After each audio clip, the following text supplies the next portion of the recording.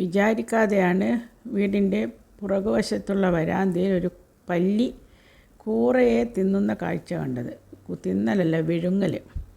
എങ്കിൽ പിന്നെ അതൊന്ന് ഷൂട്ട് ചെയ്യാമെന്ന് വെച്ചു. ഇത് കൂറയെ പിടിച്ചു നിന്ന കണ്ടിട്ടുണ്ട്, പക്ഷേ ഞങ്ങളെ കാണുമ്പോൾ ഓടിപ്പോകാറാണ് പതിവ്. ഇത് അതിനെ മുഴുവനായിട്ട് വിഴുങ്ങുന്നത് അടുത്ത് പോകാതെ ഞാൻ ഷൂട്ട് ചെയ്തു. ഏതായാലും അതിനെ ദ്രോഹിക്കേണ്ട, സമാധാനമായിട്ട് കഴിക്കട്ടെ എന്ന് വിചാരിച്ചു. എട്ടുകാലിയൊക്കെ പിടിക്കുന്നതും കണ്ടിട്ടുണ്ട്. അതുകൊണ്ട് ആരും പല്ലിയെ ഇനി വെറുതെ ഓടിക്കേണ്ട. ഇത്തരം വളരെ ഉപകാരപ്രദമായ കാര്യങ്ങൾ നമ്മളറിയാതെ ഇവർ ചെയ്യുന്നുണ്ട്. അവരുടെ ഭക്ഷണവും നമ്മുടെ സുരക്ഷയും രണ്ടുമാണ് നടക്കുന്നത്.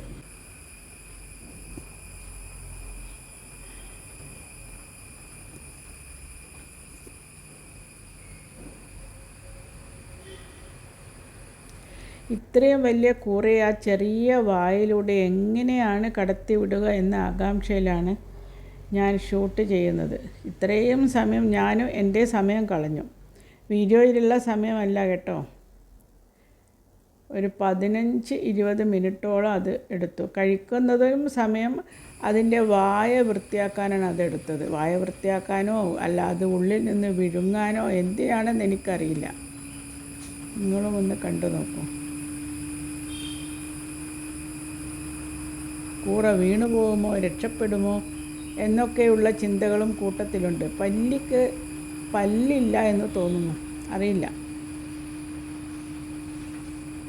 കടുവകളൊക്കെ അവയുടെ ഇരട്ടി ഭാരമുള്ള മൃഗങ്ങളെ എടുത്ത് മരത്തിൻ്റെ മുകളിലൊക്കെ കയറും എന്ന് കേട്ടിട്ടുണ്ട്. അതായത് ഇപ്പോൾ ഒരു കടുവയ്ക്ക് 200 കിലോ, എൻ്റെ ഊഹമാണ് എന്ന് വിചാരിച്ചു. അപ്പോൾ 400 കിലോ ഒക്കെ, അതായത് നേരെ ഇരട്ടി ഭാരം അവയ്ക്ക് എടുത്ത് ഓടാനുള്ള കഴിവുണ്ട് പോലും. അതുപോലെ ഇത് കണ്ടു, ഈ ചെറിയൊരു പല്ലിയുടെ വായിലൂടെ അത് 3/4 ഭാഗം ഏകദേശം വിഴുങ്ങി. ഇനിയാണ് അതിൻ്റെ ഇത് കാണേണ്ടത്. ഇത് വിഴുങ്ങാനുള്ള തത്രപ്പാടിൽ അതിൻ്റെ കൈയൊക്കെ ഒന്ന് ശക്തി കൊടുത്ത് ശരീരം വളച്ച് കണ്ടോ ഒക്കെ ചെയ്യുന്നുണ്ട്.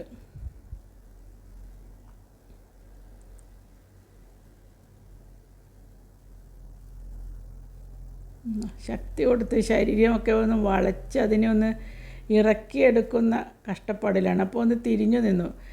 താഴേക്ക് ശരീരം ഇട്ടാൽ അതിനെ ഒന്ന് ഇറക്കാൻ കൂടുതൽ സൗകര്യമാവും എന്ന് അതിനറിയാമെന്ന് തോന്നുന്നു. എന്നിട്ട് ഈ വയറിലോട്ട് കാണുന്നുമില്ല. ഈ കൂറയെ വിഴുങ്ങിയിട്ട് അതിൻ്റെ വയറൊന്നും അധികം വീർത്തൊന്നുമില്ല. ഇനി ഒരാഴ്ചത്തേക്ക് ചിലപ്പോൾ അതിന് ഭക്ഷണം വേണ്ടായിരിക്കും. കണ്ടോ, അത് ഒന്ന് ശക്തി കൊടുത്ത് ആഞ്ഞിറക്കുകയാണ്. ഇത് കണ്ടപ്പോൾ എനിക്ക് കുഞ്ചൻ നമ്പ്യാരുടെ ഒരു തുള്ളലിലൊരു ഭാഗമുണ്ടല്ലോ, ഭക്ഷണം മതിയായോ എന്ന് ചോദിച്ചപ്പോൾ അല്ല, അല്പം കൂടി സ്ഥലമുണ്ട്, ഒരു ഏത്തക്കായ കിട്ടിയാൽ അതുകൂടി കൊള്ളിക്കാനുള്ള സ്ഥലമുണ്ട് എന്ന് ഹാസ്യരൂപേണ പറഞ്ഞ കുഞ്ചൻ നമ്പ്യാരുടെ ഒക്കെ ഇതാണ് എനിക്ക് ഓർമ്മ വന്നത്.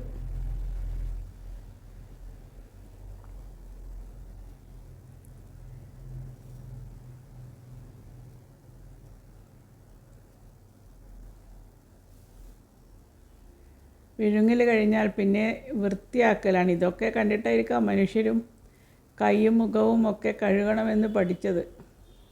പണ്ട് കാലങ്ങളിൽ മൃഗങ്ങളായിരിക്കുമല്ലോ അവരുടെ കൂട്ടുകാർ.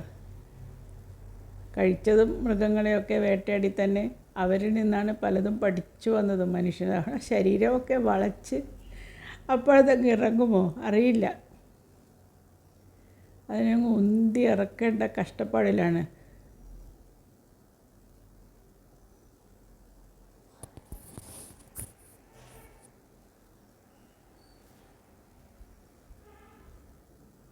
ഇനിയാണ് നക്കൽ പ്രക്രിയ.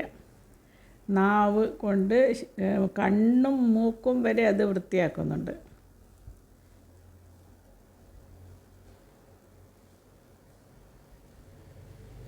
ഇതിങ്ങനെ ഇതപ്പോൾ മൂക്കൊക്കെയാണ് വൃത്തിയാക്കുന്നത്, സൈഡ് ഭാഗവും മൂക്കും. അപ്പോൾ ഇത് പിന്നെ കണ്ടപ്പോൾ കുറേ സമയം ആവർത്തിച്ചപ്പോൾ പിന്നെ എനിക്ക് സംശയമായി, ഇതിന് കുടിക്കാൻ വെള്ളമോ വേണോ, അതുകൊണ്ടാണോ ഇതങ്ങ് ഇറങ്ങാത്തത് കൊണ്ട്. ഇതൊട്ട് കൊടുക്കാനും പറ്റില്ലല്ലോ, പിന്നെ അത് ഓടിപ്പോവുകയും ചെയ്യും. വെള്ളം വേണമെങ്കിൽ അതും കിട്ടില്ല അതിന്. അതുകൊണ്ട് ഞാൻ അനങ്ങാതെ നിന്ന് മുഴുവൻ ഷൂട്ട് ചെയ്തു.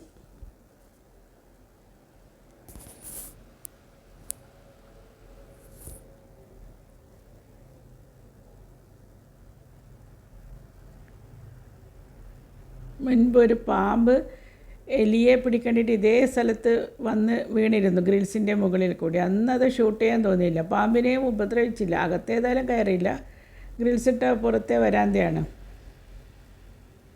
ഇപ്പോൾ കണ്ടോ, കണ്ണിൻ്റെ അടുത്ത് വരെ അത് ക്ലീൻ ആക്കുന്നുണ്ട്. പാമ്പ് അവിടെ നിന്ന് മുഴുവൻ എലിയെയും കഴിച്ചു കഴിഞ്ഞിട്ടും അതിന് പോകണമെന്നൊന്നുമില്ല. പിന്നെ നമ്മൾ ഗ്രിൽസ് തുറന്ന് പുറത്തേക്ക് വിട്ടു.